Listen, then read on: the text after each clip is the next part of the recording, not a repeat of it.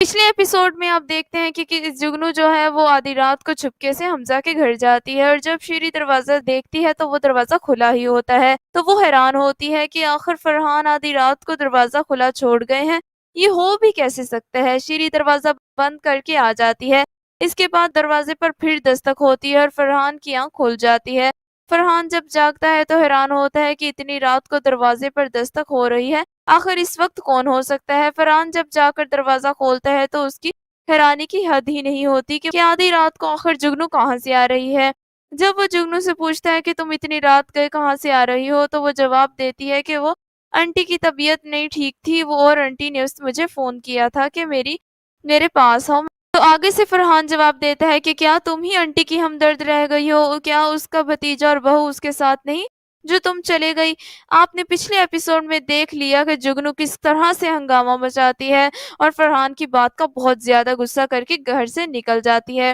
اور پھر اس بات کو لے کر فرحان کی بیوی بہت زیادہ غور و فکر کرتی ہے اور سوچتی ہے کہ آخر یہ کیوں چلے گئی۔ حالانکہ شیری کو بھی پوری بات کا پتہ نہیں ہوتا، لیکن بعد میں فرحان شیری کو پوری بات بتا دے گا اور اس کے بعد اسے پتہ چلے گا کہ آخر جگنو کیوں ناراض ہو کر وہاں سے چل دی۔ وہ شیری کو بتائے گا کہ جگنو جب بھی یہاں گھر آتی ہے تو وہ کوئی نہ کوئی وجہ بنا کر حمزہ کے گھر ضرور چکر لگاتی ہے، اور یہ بات فرحان کو مناسب نہیں لگتی، اس لیے اسے جگنو کو آئندہ حمزہ کے گھر جانے سے منع کر دیا ہے۔ تو اسی بات کا غصہ کر کے جگنو جو ہے وہاں سے چل دیتی ہے اور بہانہ لگاتی ہے کہ میرے ہسبینڈ کی کال آ رہی ہے مجھے اب جانا ہوگا۔ حالانکہ سب جانتے ہیں کہ وہ اپنے ہسبینڈ کی کس قدر فرمانبردار ہے۔ شیری فرحان سے کہتی ہے کہ جو شخص کسی کی اچھی بات سن کر بھی برا مانتا ہے تو سمجھ جاؤ کہ اس کے دل میں چور ہے۔ حالانکہ فرحان نے جگنو کو جو باتیں سمجھانے کی کوشش کی تھی وہ اس کی بہتری کے لیے ہی تھی، کیونکہ شادی شدہ ہونے کے باوجود اسے یہ زیبا نہیں دیتا کہ وہ حمزہ کے گھر چکر لگائے۔ شیری کی یہ بات سننے کے بعد فرحان اور بھی زیادہ سنجیدگی سے جگنو کی ان حرکتوں کے بارے میں سوچنا شروع کر دیتا ہے۔ دوسری طرف جبکہ آپ جانتے ہیں کہ جگنو بہت ڈرامے باز ہے اور کسی نہ کسی بہانے سے اپنا کیا دھرایا کسی دوسرے پر پھینکنے کی ماہر ہے، اس کے بعد جب جگنو اپنے سسرال یعنی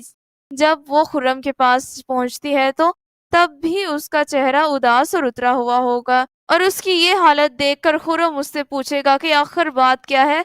اور اب جگنو کے پاس موقع ہوگا کہ وہ اپنا سارا کیا دھرایا کسی کے اوپر پھینک سکے، اور کوئی تو اس سے نہیں ملے گا، لیکن خرم کی بہن جو اس کے پاس کھڑی ہوتی ہے وہ اس پر الزام لگاتی ہے کہ خرم اس نے مجھے کریکٹر لیس کہا ہے اور میرے اوپر بد کردار ہونے کا الزام لگایا ہے۔ اس کی بات سن کر خرم فوراً آگ بگولا ہو جائے گا اور بہت غصے میں آ جائے گا اور اپنی بہن کے ایک زوردار تھپڑ مارنے لگے گا۔ اس بات پر جگنو حیران اور پریشان ہو جاتی ہے اور سوچتی ہے کہ میں نے ایسا بھی بالکل بھی نہیں سوچا تھا، یہ خرم پر بات اتنی اثر کر جائے گی کہ وہ اسے تھپڑ مارنے پر بھی تیار ہو جائے گا۔ لیکن آگے چل کر آپ دیکھیں گے کہ جگنو اپنے رستے میں خود ہی کانٹے بکھیرتی پھرتی ہے، جنہیں سمیٹنا بعد میں اس کے لیے بہت مشکل ہونے والا ہے۔ دوسری طرف جہاں آپ سوچتے ہیں کہ یاسمین یعنی سونیا کی ماں نے سونیا کے لیے اپنے دل سے ساری ناراضگی نکال دی ہے، تو یہ بات بھی بالکل غلط ہے، کیونکہ سونیا کی ماں جب گھر پہنچتی ہے تو اسے یہ بات سن کر بھی بہت زیادہ غصہ آتا ہے